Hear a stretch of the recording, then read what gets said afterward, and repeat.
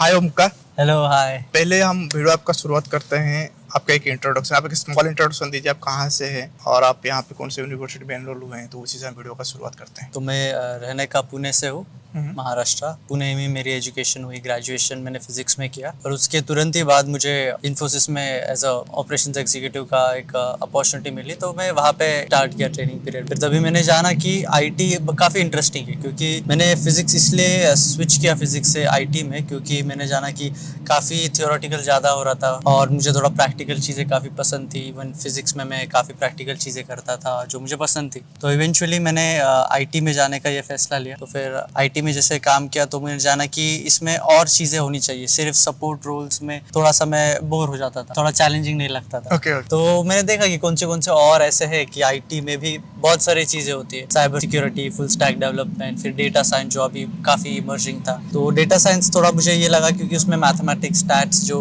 Basic अपने requirements थे मेरे, जो मैंने पहले फिजिक्स में भी था, मुझे लाइक फर्स्ट सेकेंड सेमेस्टर में मुझे मैथमेटिक्स भी था, तो मुझे अच्छा लगता था मैथमेटिक्स। मुझे प्रॉब्लम नहीं था कि वो और पढ़ूँ मैं, तो फिर वो पढ़ने की मतलब अच्छा लगता था, इसलिए मैंने फिर सोचा कि data science will be a perfect match for me. तो वही मतलब हिसाब से फिजिक्स से आप स्विच किए डेटा साइंस को, राइट? हम्म। बैचलर्स के बाद मतलब उसके बाद ओके, जब आप आपका जो वर्क एक्सपीरियंस था वो कौन से सेक्टर के लिए था? मेरा एक्चुअली मिक्स था। मैं जब इन्फोसिस में स्टार्टिंग में काम किया 4-5 महीने, फिर मैं तभी सोच लिया था कि मास्टर्स करना है और फिर मैंने एप्लीकेशंस वगैरह स्टार्ट किए थे। उसी वक्त मुझे ये हुआ कि कोविड आ गया था, आई थिंक। हाँ, तो फिर वो पोस्टपोन करना पड़ा, बट मैंने आईएलटीएस दे के रखा था और मेरा जर्मन लैंग्वेज का भी चल रहा था। लाइक मेरा जो जर्मन लैंग्वेज है, मेरे को 11th-12th में सब्जेक्ट था, तो 11th-12th में थोड़ा सब्जेक्ट था, बट वो ऐसे ही था। फिर बाद में मुझे पता चला कि लेवल्स होते हैं उसके, जो रिक्वायरमेंट रहते हैं काफ़ी यूनिवर्सिटीज़ के, तो फिर लेवल्स करने स्टार्ट किए और मैंने B2 तक किए, कोविड टाइम तक लाइक पूरा, और एप्लीकेशन चालू थे। फिर उसके बाद फिर तब मैंने एक जॉब और एक पकड़ा, दूसरे फील्ड में था, वो जर्मन ट्रांसलेशन के फील्ड में था ज़्यादा। एम्फोसिस कंपनी का नाम तो था। ओके ओके,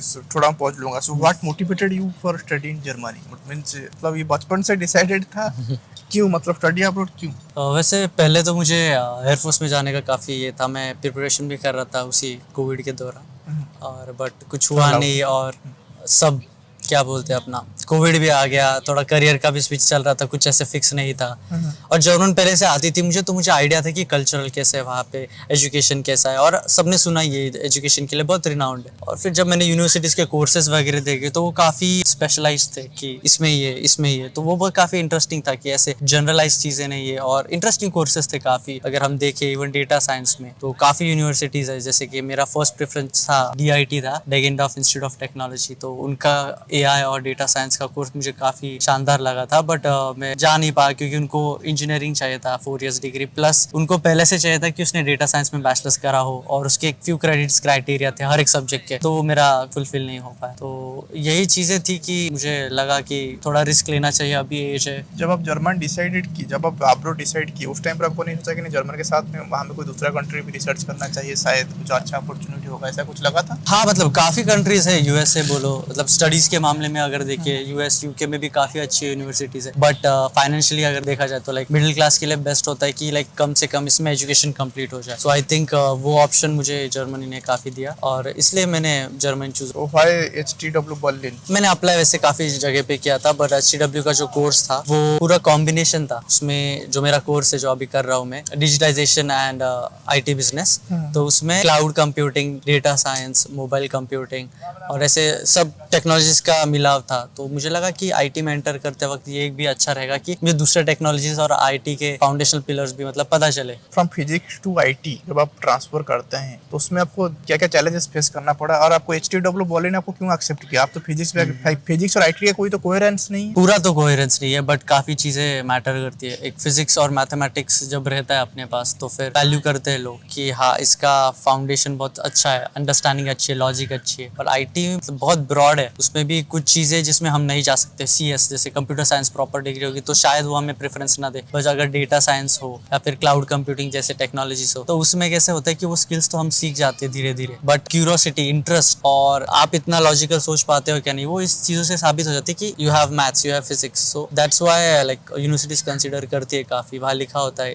उनके रिक्वायरमेंट में, अगर डैड के वेबसाइट में हम जाए तो वहाँ मेंशन्ड होता है कि physics and 3 years degree are also accepted under certain conditions, और जो भी रहता है उनका। और हम मेरे यूनिवर्सिटी का था कि you need work experience, you need motivation, और मेन था कि यू आर फ्रॉम 3 डिग्रीज उनको अलाउड था, लाइक वो बोले इट्स फाइन, तो इसलिए मेरा हो गया। ये तो हो गया आपका रिक्वायरमेंट के बारे में हो गया, ओके। लेकिन जब आप एकेडमिक पे जब आप पढ़ाई स्टार्ट करते हैं, जब आपका पेपर स्टार्ट होता है, एचडब्ल्यू तो पब्लिक यूनिवर्सिटी है, राइट? Yeah. पब्लिक यूनिवर्सिटी थोड़ा लगता है टॉप होता है, उनका एग्जाम सिस्टम हो गया, और ये एजुकेशन सिस्टम कम्प्लीटली भी डिफरेंट है इंडिया से आप कंपेयर करेंगे तो, राइट? तो यहाँ पे आपको कैसे उसको आप मैनेज किए कि फ्रॉम फिजिक्स, सो आपका कोई भी एक्सपीरियंस नहीं है, पहले आप कोई सर्टिफिकेशन कोर्स भी नहीं किए थे, right? Before joining this course in IT नहीं स्पेसिफिकली। किए थे मैंने, एक्चुअली मैं पहले से ही जब मैंने मन बनाया था तो मैंने काफ़ी कोर्स किए थे। इनफैक्ट एक बहुत अच्छा कोर्स था आईआईटी मद्रास का, और उसका डिप्लोमा प्रोग्राम था। सो वो काफ़ी इंटरेस्टिंग कोर्स लगा मुझे। अभी भी लाइक है कि अगर मैं कंप्लीट करता तो I was in a better position कि अभी मैं अप्लाई कर पाता। बट जैसे मेरा ये एडमिशन लगा तो वो वाला डिप्लोमा थोड़ा पीछे छूट गया। तो अगर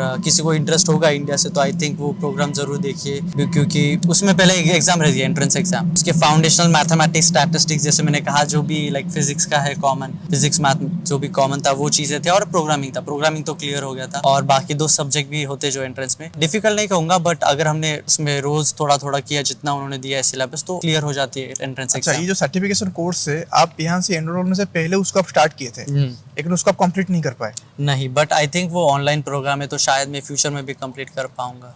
वो फ्री है? नहीं, वो एक्चुअली सेमेस्टर वाइज कुछ पेमेंट उनका स्ट्रक्चर है, आई थिंक 4000 पर सेमेस्टर कुछ, but it is very reasonable. मतलब बहुत फाइनेंशियली नॉट एज मतलब 50-60 में। Anyone can do that? Yes, anyone can do that. You just need to be a bachelors. Entrance clear करनी है, तो entrance के लिए you have to prepare, like ऐसे ही नहीं हो जाता। वो थोड़ा मैथ्स, स्टैट्स, उनके जो सब्जेक्ट है वो क्लियर होने के बाद देन कोर्स स्टार्ट होता है। तो वो सब्जेक्ट को अभी आप जो पढ़ाई कर रहे हैं उसमें वो किस, मतलब आपको क्या बेनिफिट दे ऐड कर रहा है, जो आप जो पहले किए थे जो आई आईआईटी थिंक मद्रास में? आईटी में कैसे है कि अगर एक कोर्स कर लिया तो आ गया मुझे आईटी, ऐसे नहीं होता है। हम उसमें टाइम स्पेंड करते हैं, उसको रिलेट करते हैं अलग अलग चीज़, जैसे प्रोजेक्ट्स करते हैं, फिर उसका एप्लीकेशन हमें समझ में आते हैं। तो जैसे डेटा साइंस में गए तो उसका अलग एप्लीकेशन है फॉर पाइथन, अगर फ्रंट एंड में नहीं तो कहीं बैक एंड में रहेगा तो पाइथन का अलग एप्लीकेशन है। तो ये धीरे धीरे चीज़ें समझती है, ऐसे एक 2 महीने में पूरा पढ़ लिया मुझे आ गया, ऐसे नहीं होता है। तो आई थिंक वो काफ़ी इंपॉर्टेंट था कि मैथ और स्टैट कहाँ यूज़ होता है, डेटा साइंस में कैसे यूज़ होता है, मशीन लर्निंग के बेसिक्स फंडामेंटल्स थोड़े स्टार्ट हो गए थे, बट वो आधा ही छोड़ना पड़ा मुझे, लाइक एक या 2 ही सब्जेक्ट में कर पाया फर्स्ट सेम में। So now you are in third semester, right? Second complete, अभी थर्ड में स्टार्ट होगा अक्टूबर से। दैट मींस आप सितंबर इनटेक में ही आए हैं, last year। 2022, राइट? तो आपको एडमिशन के लिए आपको कुछ लगा था, कुछ टॉप था, या सपोज कोई अभी जो नए स्टूडेंट एप्लीकेशन करना चाह रहे हैं, सपोज उनके पास 60% है उनका बैचलर से, वो they want to get into related to IT और समथिंग लाइक दैट और डेटा साइंस, उनको जर्मनी में एडमिशन मिलना टॉप होगा या क्या आपका रिकमेंडेशन रहेगा, या India it will, if you anyone can try then they can get it easy? मतलब आप पूछ रहे हैं कि जर्मनी बेटर है India if his marks is 60-65? या नहीं, मैं कंपेयर नहीं बोल रहा हूँ, जर्मन में एडमिशन मिलना। अच्छा, अब वो लाइक एवरी ईयर डिपेंड होता है, एवरी ईयर। कभी कभी ऐसा होता है कि उनके पास उतने स्टूडेंट्स नहीं रहते विद देयर रिक्वायरमेंट, और कभी कुछ चीज़ें अच्छी लग जाती है, बट हर साल डिफर करता है, बट यूजुअली सेम रहता है कि दे नीड जो भी उनका बेसिक रिक्वायरमेंट रहता है, जो डैड वेबसाइट पे होता है अवेलेबल, तो वो बेसिक चीज़ें रहती। उसके अलावा कभी कुछ एक्स्ट्रा होगा तो चलता है या फिर नहीं, डिपेंड्स। बट हमेशा ट्राई करना वर्थ इट है, क्योंकि इतना मतलब डीप रिसर्च करके फिर प्लान करना चाहिए। एवरी ईयर थिंग्स चेंज, क्योंकि बीच में last year I think MIM कुछ जो कोर्स है TU आई डोंट नो कुछ विच यूनिवर्सिटी, बट MIM काफ़ी चल रहा है, तो फिर उसका आई थिंक 2 साल पहले उनका GMAT और GRE नहीं था, लाइक ऐसे ही अप्लाई कर सकते थे, बट अभी कंपटीशन लेवल टॉप हो गया होगा, ज्यादा स्टूडेंट एप्लीकेशन कर रहे हैं। अभी EPS भी आ गया, so like they try to add layers and layers, so पहले वो रिक्वायरमेंट फुलफिल होने के बाद हम अप्लाई कर सकते। बट अगर क्लियरली मेंशन्ड होगा कि यू नीड दिस अपने पास नहीं है, तो आई थिंक ट्राई करने का इतना कुछ फायदा नहीं है। डिपेंड कितने क्या क्राइटेरिया है। क्राइटेरिया मैच हो रहा है तो फिर हम कम्पीट कर सकते हैं, तो शुरू से पता है तो क्राइटेरिया उसमें टाइम वेस्ट ही होगा एप्लीकेशन भरने में। सो आप अभी कंपेयर कैसे कर रहे हैं इंडियन एजुकेशन और जर्मन एजुकेशन सिस्टम है? तो अभी आपके पास 2 सेम मतलब 1 ईयर का एक्सपीरियंस है यहाँ पे, आप एजुकेशन ले रहे हैं, तो सपोज मास्टर्स भी ले रहे हैं, इंडिया में भी आप बैचलर्स किए हैं और सर्टिफिकेट कोर्स भी किए हैं, और बहुत सारे दोस्त भी मास्टर भी कर रहे होंगे जो आपके कांटेक्ट में होंगे, राइट? तो आप कैसे उसको एकेडमिक के लिए व्यू में कैसे आप देखते हैं? अभी सबका नज़रिया थोड़ा बहुत अलग ही होता है, बट मेरे एक्सपीरियंस में अगर देखा जाए तो सीखने के लिए काफ़ी बड़ा स्टेप लिया है। जैसे अभी बैचलर्स में हम एग्जामिनेशन पैटर्न जैसे बोला, हमारे यहाँ टेस्ट होते थे, यहाँ पे एग्जामिनेशन ज़्यादा फोकस रहता है अंडरस्टैंडिंग पे कि कितना समझा है स्टूडेंट को, और उस हिसाब से काफ़ी फ्लेक्सिबल होता है एग्ज़ाम्स। कभी ओरल होते, कभी प्रैक्टिकल होते, कभी ये। तो मेरा मोस्टली प्रैक्टिकल और लाइक सबमिशंस होते थे, रिटन एग्जाम और एमसीक्यूज भी होते थे। सो मिक्स्ड होता था, बट चैलेंजिंग देखा जाए तो हाँ काफ़ी चैलेंजिंग था। फर्स्ट क्योंकि मैं फिज़िक्स से आईटी आ रहा हूँ, और यहाँ पे एक्सपेक्टेशंस बहुत हाई कि you already know certain amount of things, जो हम मैं नहीं पता था बिकॉज लाइक मैं फिज़िक्स का था। और काफ़ी चीज़ें यहाँ पे बैचलर्स पे सिखा देते हैं और हमको नहीं पता होती है काफ़ी चीज़ें। तो आई थिंक बहुत प्लान्ड होना पड़ता है, लाइक आज कुछ सीखा है, आज कुछ समझा नहीं, तो फिर उस पर ही थोड़ा फोकस करके you have to learn it, you have to understand new concepts. तो आई थिंक इतना फ़र्क तो नहीं है, लाइक ऑफ कोर्स एग्जामिनेशन में फ़र्क है, टीचिंग में थोड़ा बहुत फ़र्क है। यहाँ पे कैसे होता है, like they indulge you into thinking कि वो आपको सोचने पे मजबूर कर देंगे कि ऐसे क्यों है, स्ट्रेट फॉरवर्ड आंसर नहीं रहते। सो वो काइंड ऑफ आंसर आपसे उगला होता है। तो फिर या तो मुझे तो काफ़ी अच्छा लगा, बट यहाँ काफ़ी चैलेंजिंग था, but like but that means you are satisfied.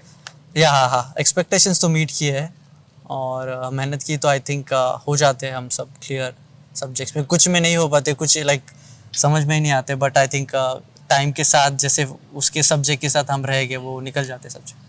Okay, and जो क्लास का जो कल्चर है, so यहाँ पे तो मल्टीकल्चरल स्टूडेंट्स होंगे, डिफरेंट कंट्री से होंगे, तो मुझे पता नहीं, मतलब यहाँ पे मास्टर जो होता है, मैं ही मास्टर कर रहा हूँ, मेरा मंथली 5 डेज क्लास है। ओके, क्योंकि मैंने उसलिए चूज किया था कि मुझे साइड में बहुत सारे डिफरेंट हसल्स भी करना है, तो मैं रेगुलर क्लासेस नहीं जा सकता हूँ 10 to 5 लाइक दैट। ओके, तो उसमें कुछ यूनिवर्सिटी का कुछ वाइब नहीं मिलता। आप मंथली 5 डेज जा रहे हो, फिर 4 आवर्स का, राइट, तो घर में बैठ के सब कुछ कर रहे हो, तो यूनिवर्सिटी की जो भाई भी होता है, जो इंडिया में स्पेसिफिकली यूनिवर्सिटी में आप जा रहे हो, मास्टर्स भी कर रहे हो, तो वहाँ पे आपको क्लासेस बहुत ज़्यादा रहता है और एक्स्ट्रा करिकुलर एक्टिविटीज़ भी रहता है। आप सपोज फंक्शन में अटेंड कर रहे हो या कुछ पार्टिसिपेट कर रहे हो, तो वहाँ पे एक माहौल रहता है, स्टूडेंट वाइब जिसको बोलते हैं। तो यहाँ पे अभी आपका स्टूडेंट वाइब हो रहा है या आपको कभी कभी मतलब कैसा आप उसको एक्सपीरियंस कर, मतलब समझ पा रहे मैं क्या आपको पूछना चाह रहा हूँ? तो पहले तो लेक्चर के टाइमिंग से बोलोगे तो हर सेमेस्टर अलग होता है। लाइक लास्ट ईयर के जो सेमेस्टर के स्टूडेंट्स थे उनको में भी ऑनलाइन ज़्यादा क्लासेस हो गए, ऑफलाइन कम थे, हमें ऑफलाइन ज़्यादा होगा, it depends every time. But arts की बात करें तो आई थिंक 1 या 2 महीने ऐसे होते कि यू आर टोटली पैक्ड, 1 या 2 महीने, हाँ, लाइक हमारे कोर्स में भी। सो रोज़ क्लासेस हो गए, हफ्ते के 5 डेज, और हमारा टाइमिंग वॉज लाइक सुबह 8-9 से 2-3 बजे तक, लाइक एवरेज, डिपेंड्स, चेंज भी होते थे।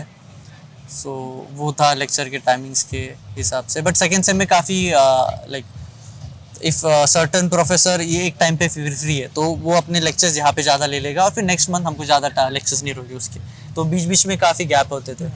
और स्टूडेंट एक्टिविटीज़ के यहाँ पे एक्चुअली बहुत काफ़ी स्टूडेंट क्लब्स वगैरह होते हैं अपने यूनिवर्सिटी के। अगर मेल्स वेल्स हम चेक करें तो वो इवेंट्स ऑर्गेनाइज करते हैं। तो हाँ, हम काफ़ी गए हैं, लाइक जैसे राइस्टाग बेसूक था एक, लाइक हम वो विजिट करने लेके गए थे पार्लियामेंट एंड ऑल।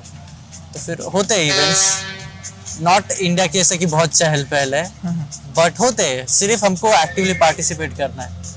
तो आपका क्लासेस में कुछ ग्रुप्स होता है, कुछ ग्रुप्स क्रिएट होता है, या मतलब आप कम्प्लीटली क्लास से आप जब डिटैच हो गए, ठीक है, जब आपका लेक्चर्स कंप्लीट हो गया तो आप अपने रास्ते, आपके क्लासमेट आपके रास्ते, ना कुछ ग्रुप्स भी क्रिएट होता है? हाँ, आई मीन कॉलेज का तो ग्रुप है ही हमारा, हम बात भी होते हैं, बट एक साथ कभी कभी होते हैं एक्टिविटीज़, कभी नहीं, क्योंकि सबके अलग जॉब, वर्क, स्टूडेंट, ये सब चीज़ें सबका अलग रहता है। प्लस किसका अकोमोडेशन दूर होता है, सबका अलग शेड्यूल होता है। और अभी आई थिंक सब काफ़ी बड़े हो गए, तो ये मेरा अलग प्रायोरिटीज है। वजह क्या है, मुझे लगता जब कुछ स्टूडेंट्स आते हैं, जब प्लान करते हैं इंडिया से अब्रॉड, तो उनको लगता है कि जो क्लास इंडिया में क्लास का एक माहौल डिफरेंट होता है, क्योंकि सबको हॉस्टल में रहते हैं, ग्रुप में चड्डी बड्डी। राइट राइट, वो एक आप भी पता होगा, राइट, तो इंडिया में वो समझ पा रहे होंगे जो हॉस्टल का माहौल होता है। तो अब एक ग्रुप में जाएंगे तो ए सेक्शन ए आ रहा है, सेक्शन बी आ रहा है, राइट, समथिंग का उसका एक ग्रुप, सबका एक ग्रुप रहता है स्पेसिफिकली। लेकिन यहाँ पे सबका एक, जब कोई अब्रॉड आता है, मुझे ऐसा लगता है सबका एक स्पेसिफिकली माइंडसेट, एक मोटिव है, उनके पास कुछ ना कुछ एम है, तो वो ज़्यादा दोस्ती में टाइम नहीं इन्वेस्ट करते हैं। कुछ कुछ प्रोफेशनल चीज़ें हैं, then is different thing, but उनको ग्रुप में जाना, अड्डा मारना, खटी करना, ये सारा चीज़ें, लेकिन हैंग आउट बच्चे करते हैं, ऐसा नहीं पार्टी जाते हैं, लेकिन रैंडम, ऐसा नहीं कि कोई ग्रुप, ऐसा मुझे इतना पता है। तो लेकिन कुछ कुछ लोगों का ग्रुप शायद क्रिएट हो गया होगा, बार बार पार्टी अटेंड करते हैं। लेकिन क्लासेस का स्पेसिफिकली नहीं होता है। नहीं नहीं एक्चुअली, क्योंकि एज ग्रुप अलग होते हैं, कुछ बहुत एक्सपीरियंस होते हैं, कुछ लाइक नए होते हैं, हाँ हाँ हाँ। और सबके प्रायोरिटीज़ अलग होते हैं, जॉब शेड्यूल अलग होते हैं। कोई होते कि उनको लेक्चर ज़्यादा करने में इंटरेस्ट नहीं होता, कुछ लोगों को इंटरेस्ट होता है तो वो सब करते हैं। सो आई थिंक वाइब मैच होना भी काफ़ी इंपॉर्टेंट है, क्योंकि आफ्टर ऑल उनके साथ क्यों रहे हम अगर हाँ, हाँ। इंटरेस्टिंग ही कुछ नहीं लगे। Yes yes yes. और आपके जो क्लासेस में कितने कंट्री से हैं आप आई अप्रोक्सीमेटली? थिंक इंडिया के काफ़ी है, और अल्जीरिया से है आई थिंक, और एक रशिया से है, ऐसे दो तीन यूरोपियन है? कंट्रीज। यूरोपियन अभी तो नहीं है, but I think next batch में काफ़ी फ्रांस से है लोग। Are you doing any kind of part time job? हाँ, मैं जब आया था लास्ट ईयर सितंबर में, तब मैंने एप्लीकेशन स्टार्ट किए थे, तो नवंबर में मुझे एक जॉब लगी थी, एचपीएस कंपनी थी, सोलर कंपनी।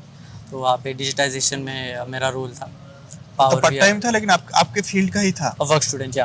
अच्छा अच्छा। और थोड़ी जर्मन हेल्प की वहाँ पे, क्योंकि थोड़ा जर्मन रिक्वायरमेंट्स होते हैं यूजुअली कंपनीज के यहाँ पे। और जो इंग्लिश स्पीकिंग होती है वहाँ पे कंपटीशन काफ़ी होता है, so you have to stand out और you need to have German. तो यहाँ पे जर्मन ने थोड़ा हेल्प किया, तो मैं मार्च अप्रैल तक था वहाँ पे।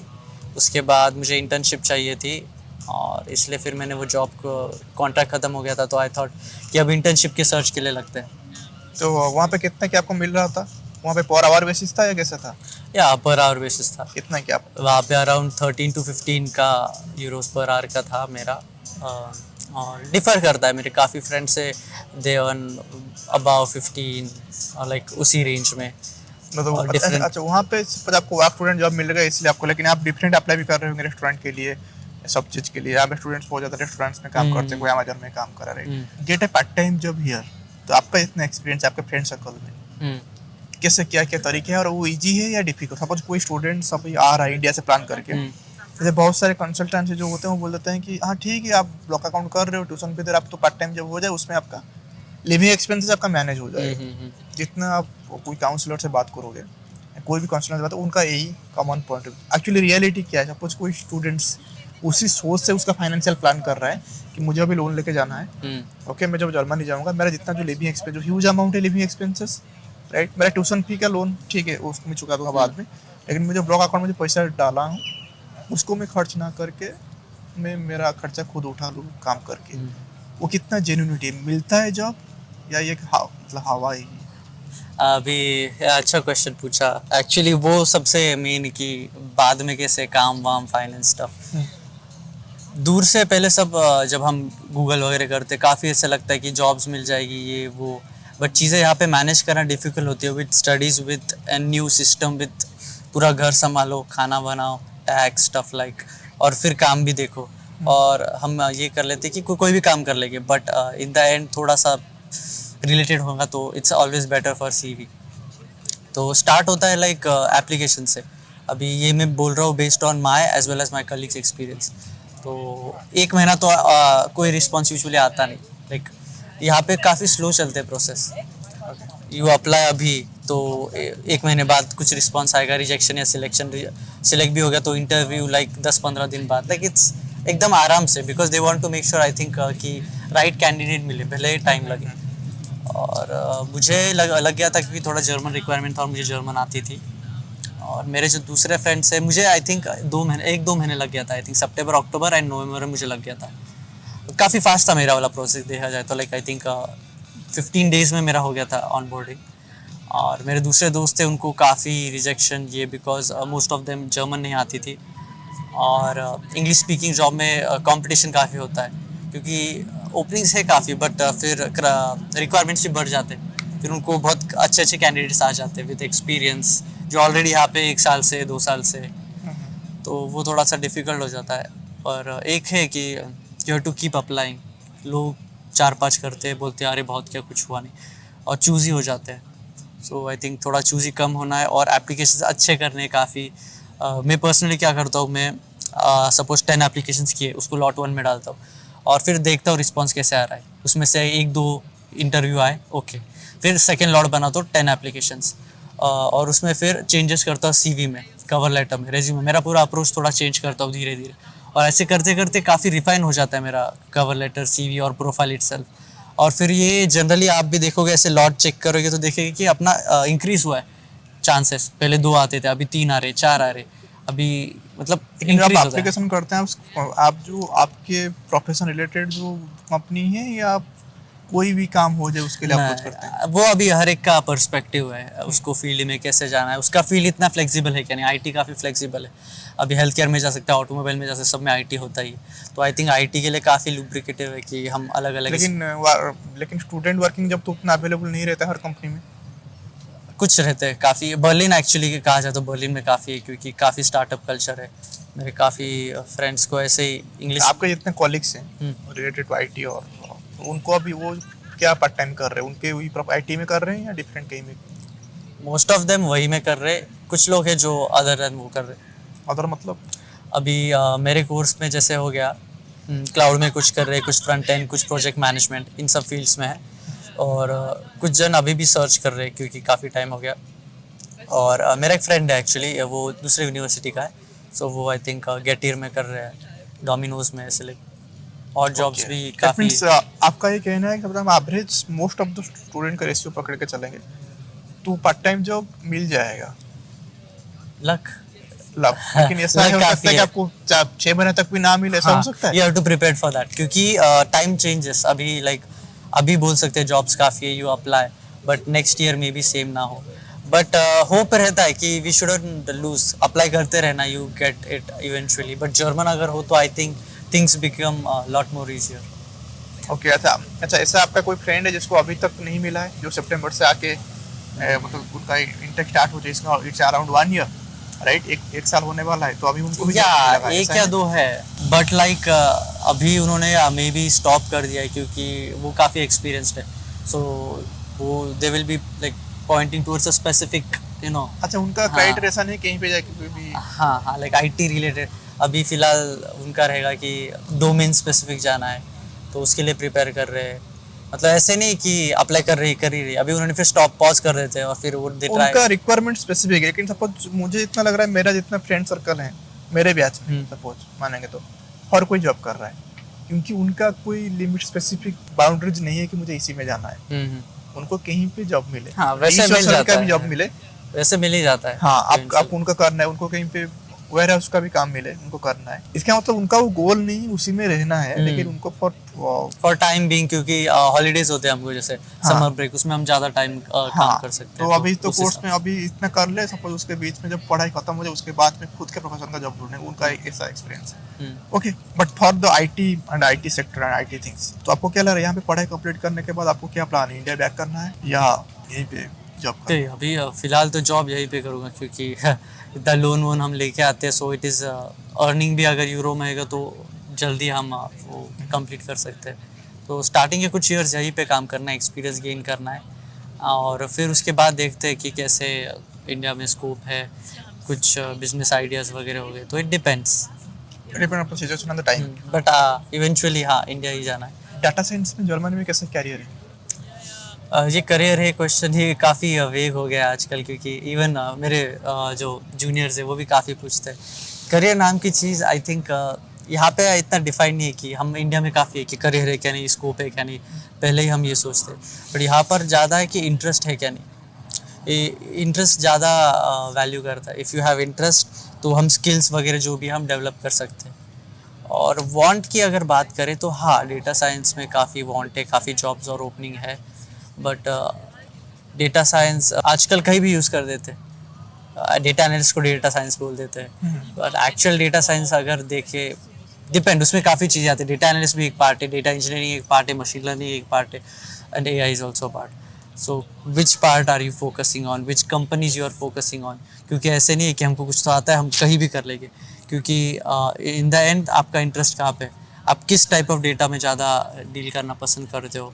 और इवन मशीन लर्निंग में इमेज प्रोसेसिंग अच्छा लगता है या फिर टेक्स्ट वाला, लाइक आपका एक्सपर्टीज़ किस में।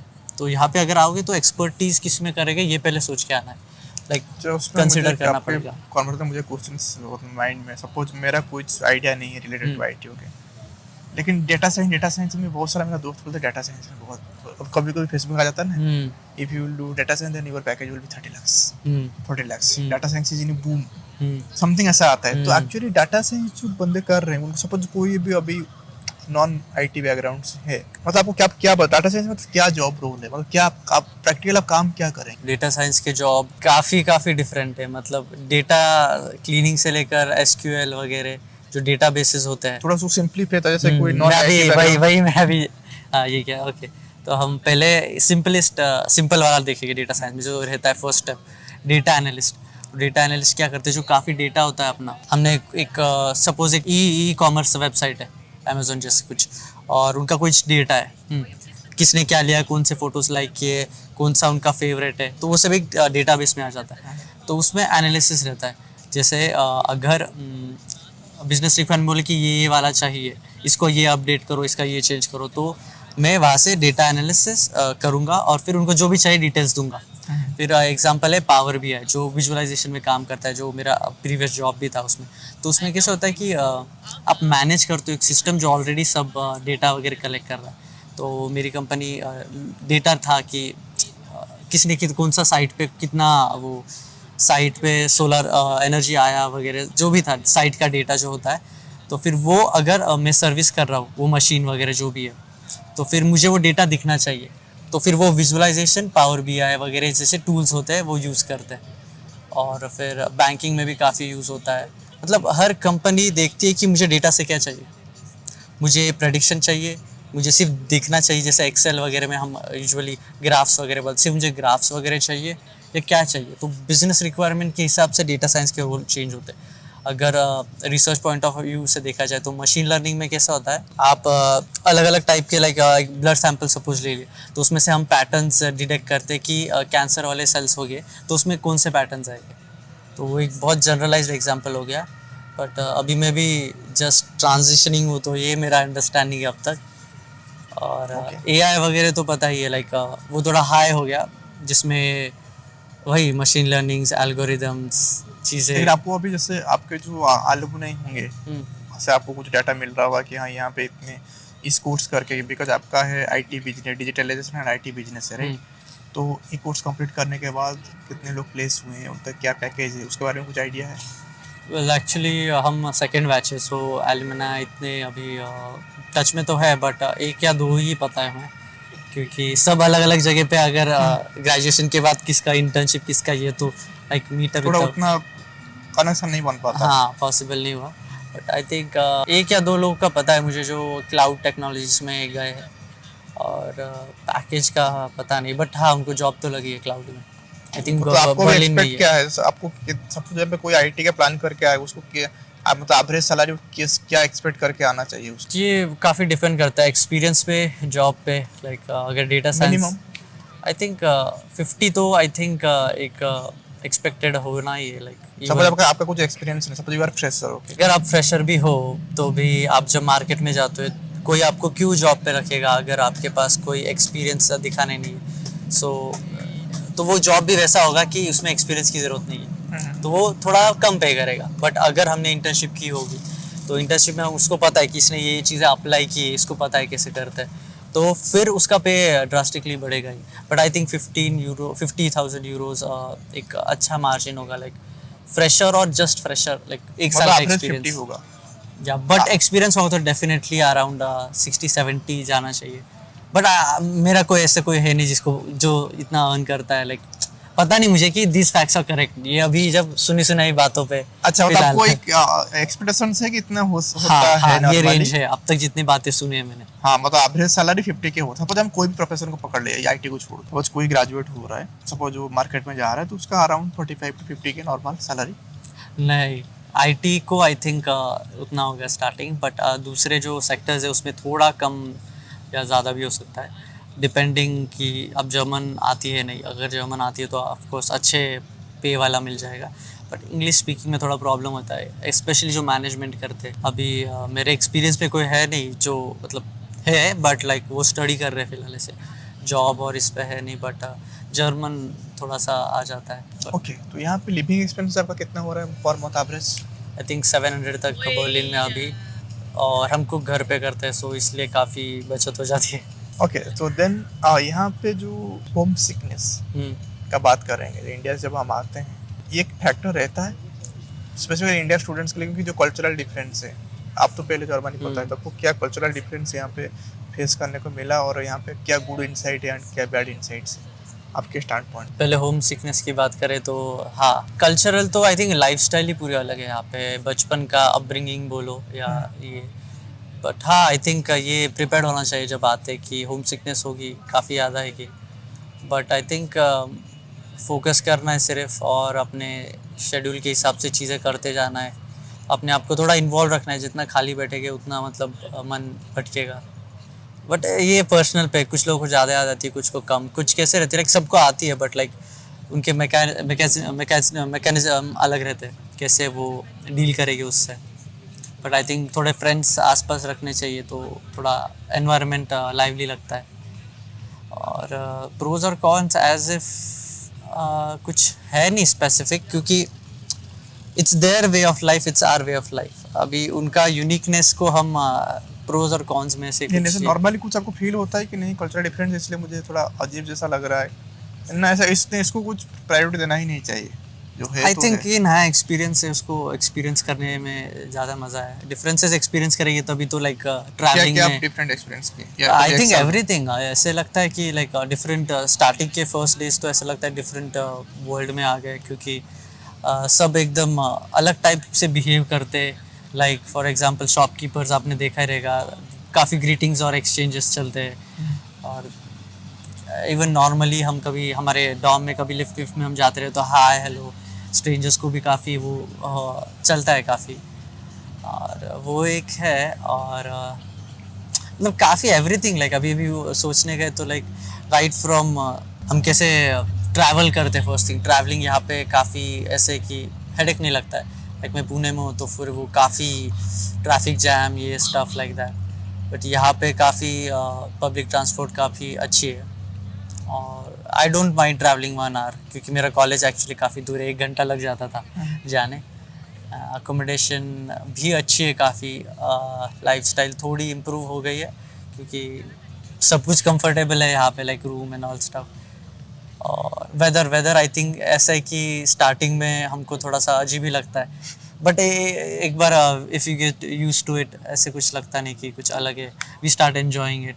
तो I think we should try to get into it and try to enjoy it, तभी हम अच्छे से सर्वाइव कर पाएंगे। ओके, तो सिंस 1 ईयर आपके पास ऐसा कुछ एक मेमोरेबल मोमेंट होगा जो आपको अच्छा लगता है? नहीं ना, सपोज अभी आप ऐसा तो बहुत सारे कैचिंग मोमेंट्स होगा, लेकिन उसके अंदर कुछ ऐसा कोई मेमोरेबल मोमेंट हुआ है आपके साथ जो आपको बहुत अच्छा लगता है या बहुत बुरा भी लगता है? हाँ वैसे लाइक मेरे फर्स्ट डे का थोड़ा एक्सपीरियंस शेयर कर सकता हूँ। मेमोरेबल तो नहीं था बट लाइक एडवेंचरस कह सकते हैं। तो आई थिंक मेरी फ़्लाइट 4:30 था इवनिंग में, और यहाँ पे सब घर चले जाते। तो मेरा हाउस मास्टर जो था उसको मैंने कॉल किया था पहले इंडिया से कि आई एम कमिंग, और उसको उसने जॉब छोड़ दी। So kind of he didn't new, नए वाले को पता नहीं था कि आई विल बी कमिंग, ऐसे कुछ प्रॉब्लम हुआ था।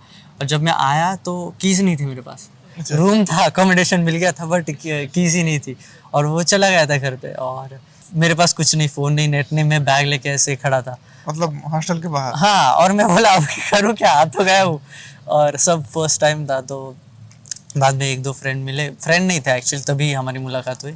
तो मैंने थोड़ा इंटरनेट वगैरह शेयर करके एक रूम बुक की थी, और फिर वहाँ से मैं वो रूम पे गया था, लाइक शेयर्ड होटल टाइप था कुछ।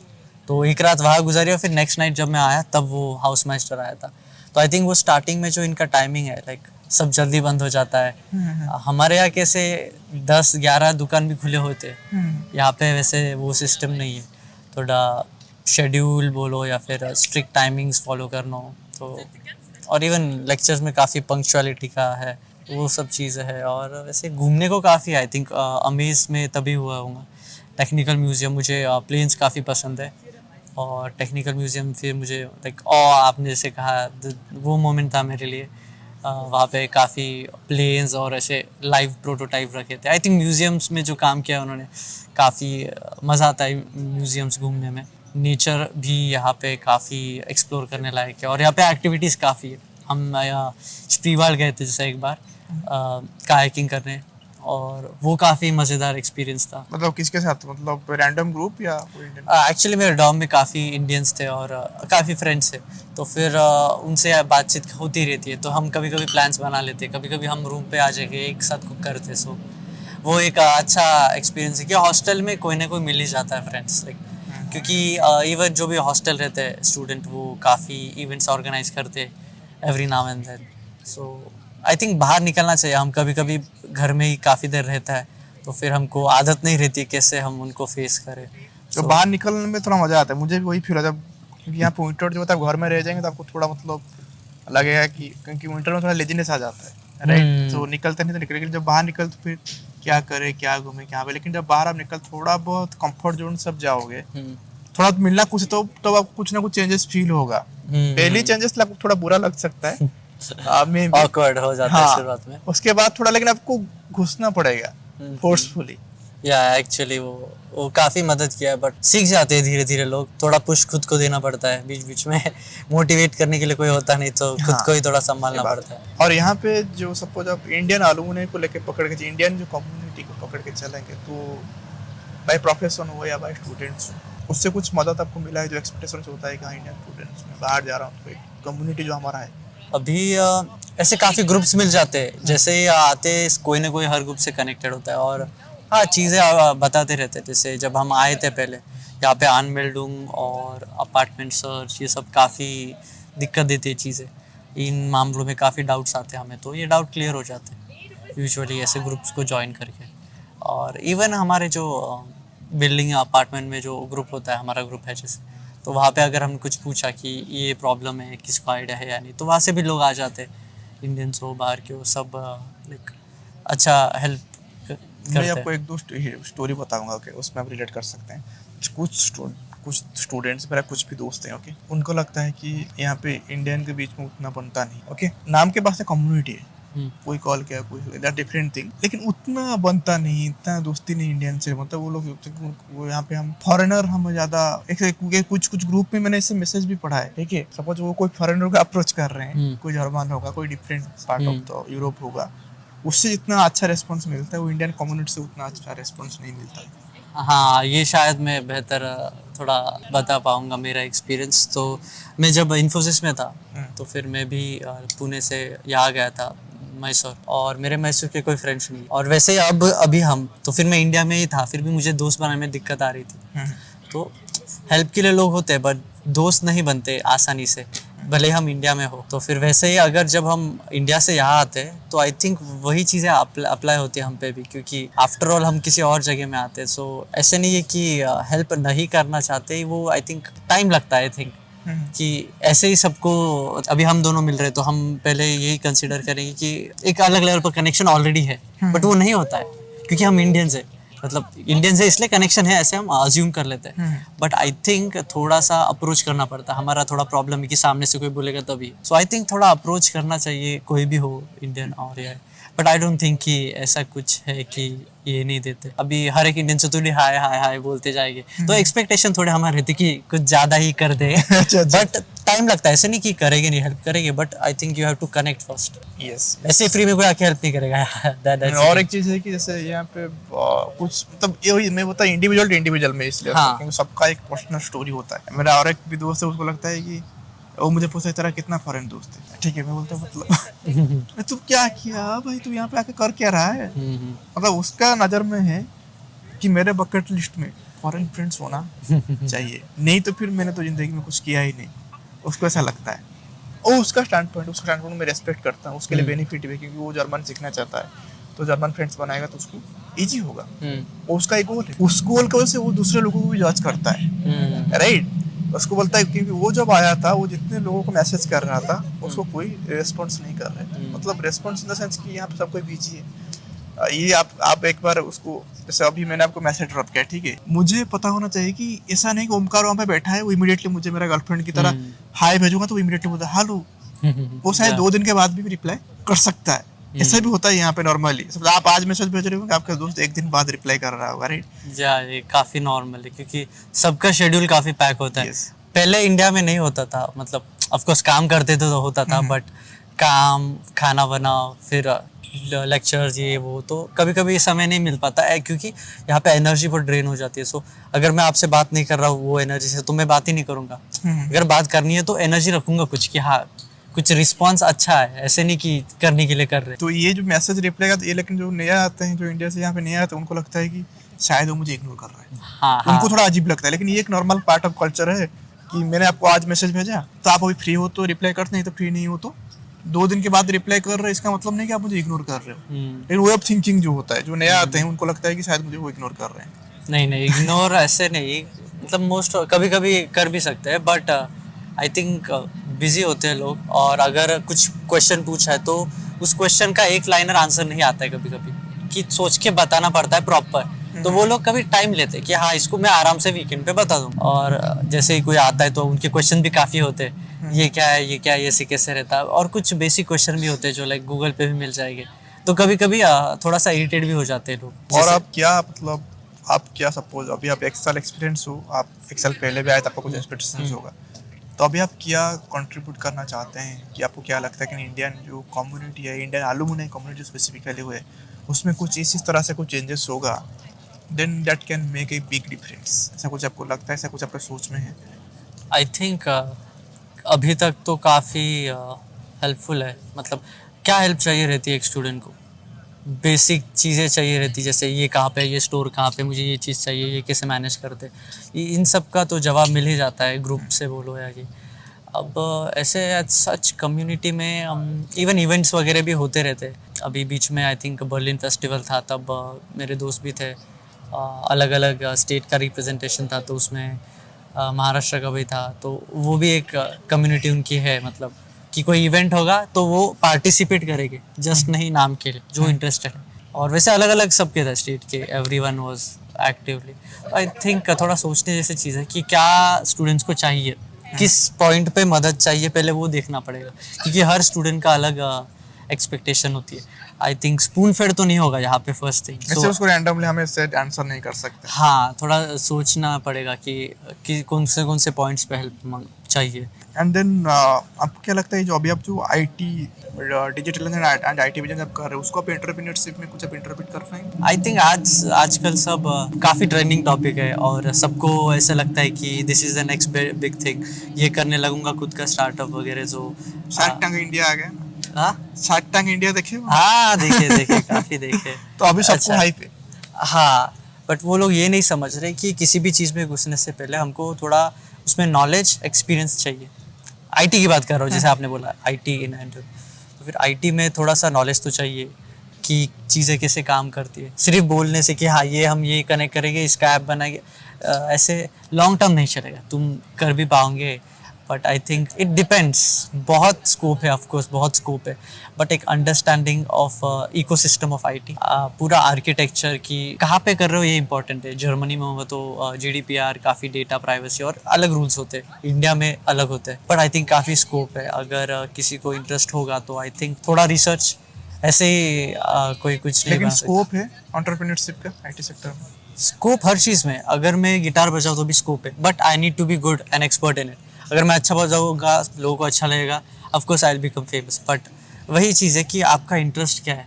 नहीं, मैं वो बात नहीं, मेरा कहना है कि in the related point of the business, हाँ, मतलब जॉब, अभी आप सपोज आप गिटार बजा रहे हो, आप अच्छा job, you are good guitar player, then you can get a job. But एक गिटार का एक ऑर्केस्ट्रा खोलना, कि एक किस तरह से गिटार का कंपनी खोलना, वो एक डिफरेंट सेक्टर हो जाता है, राइट? हाँ, तो इसलिए काफ़ी गुंजाइश आपका कुछ ऐसा आइडिया है बिजनेस में जाना, ना इस वक्त जॉब पे रहना है? बिजनेस में। हाँ, मतलब है एज सच, बट ऐसे कुछ स्पेसिफिक नहीं है। इट्स लाइक मुझे और टाइम लगेगा वो आइडिया को डेवलप करने, और आइडिया होके भी कुछ फायदा नहीं आजकल। एग्जीक्यूशन, तो चीज़ें कैसे एग्जीक्यूट करते हैं, गाड़ी उड़ानी है किसी को एग्जाम्पल, तो सोच के फायदा नहीं, मैं गाड़ी उड़ूंगा, मुझे लोग चाहिए, वो कुछ काम करेगा, ऐसे नहीं। आइडिया होके भी फायदा नहीं, you need how to execute it, how to make it work, how fund कैसे काम करते हैं, बेसिक बिजनेस कैसे काम करता है, ये इससे लेकर टेक्नोलॉजी तक। सो तो आपका प्लान है, लेकिन जब आप उस तरह का अंडरस्टैंडिंग आपका डेवलप होगा, देन यू हाँ, थिंक अबाउट दिस आइडिया। क्योंकि आइडियाज तो आते होते हैं, सबको आते हैं, बट एग्जीक्यूशन स्टार्ट कहाँ से करें, फिर वो सारी चीज़ें जो है ना,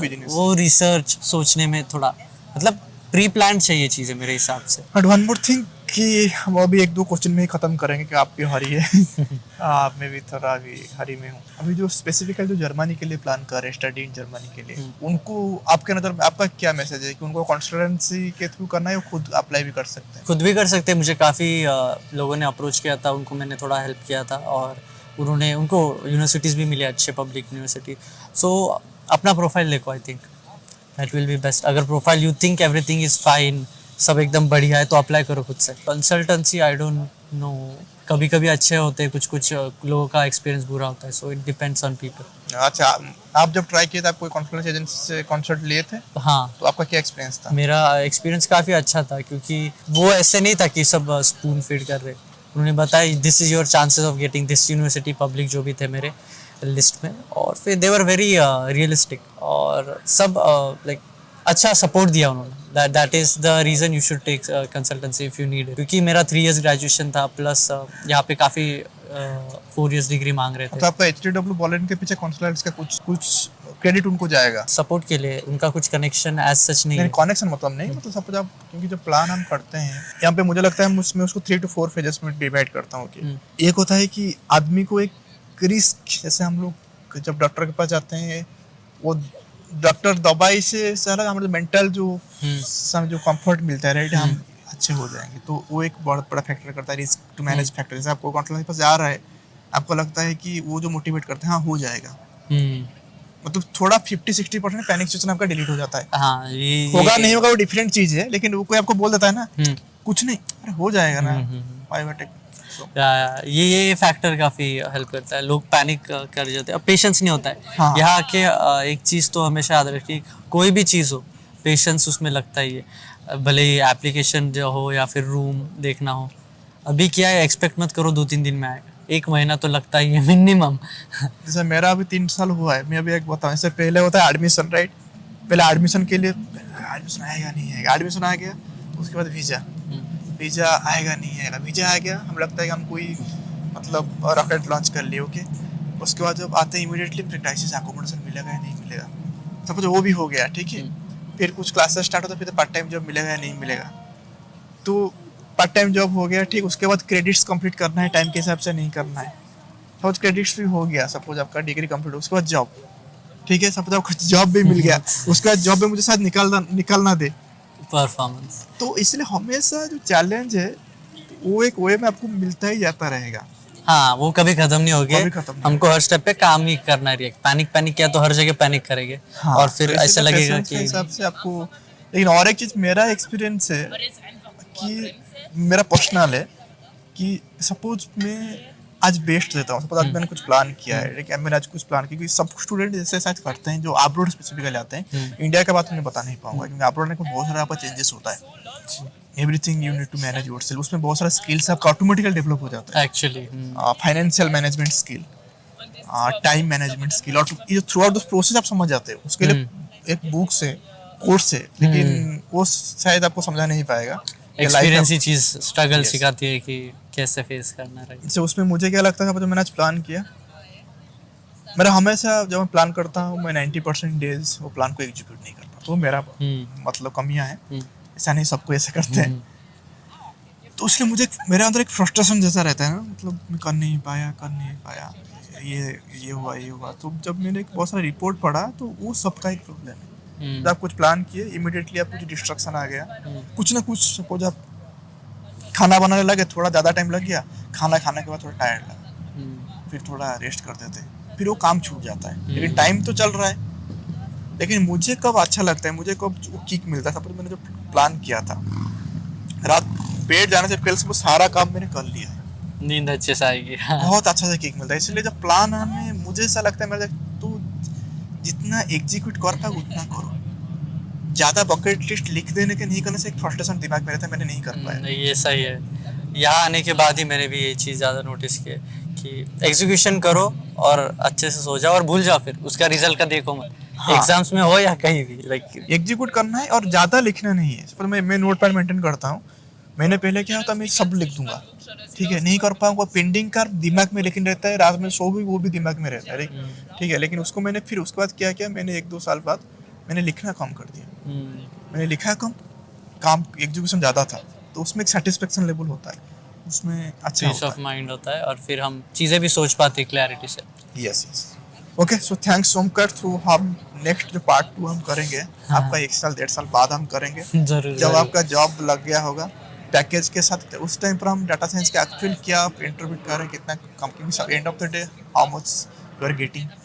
या और मैं भी एक्चुअली बता पाऊंगा कि डेटा साइंस में काम करना कैसे, क्योंकि अभी तक मैं सिर्फ पढ़ा है और मैं ट्राई कर रहा ये लाइक एंड एवरेज, मतलब जैसे कि सपोज कोई स्टूडेंट्स अभी 1 साल पहले का जो उसका स्टोरी है और 1 साल बाद, सपोज आप 1 साल बाद ये पॉडकास्ट देखोगे, सपोज मुझे अच्छा लगता है इसको बनाने में, क्यों पता है, मैं उसको खुद को देखता हूँ, हूँ। ठीक है। सपोज मैं 2 साल पहले क्या बोल रहा था, मुझे खुद से हंसी आता है, ठीक है, मैं ऐसा था, इम्प्रूवमेंट। मेरा सोच ऐसा था, मेरा सोच में क्या ट्रांजिशन हुआ है, every time you are getting something different kind of insight, different kind of things, right. तो आपके दिमाग हमेशा कुछ ना कुछ चेंजेस होता है। जब ओमकार ये पॉडकास्ट खुद देखेंगे 1 साल बाद, तब उनको खुद के ऊपर हंसी आ रहा है या खुद के ऊपर प्राउड आ रहा है, तब ये तो मजा ही आता है मेमोरीज देखने में। Yes. Okay, thank you, thanks Thank for you. Your time. Thank you very so much. Next time मिलते हैं। Let's see. ओके। ओके।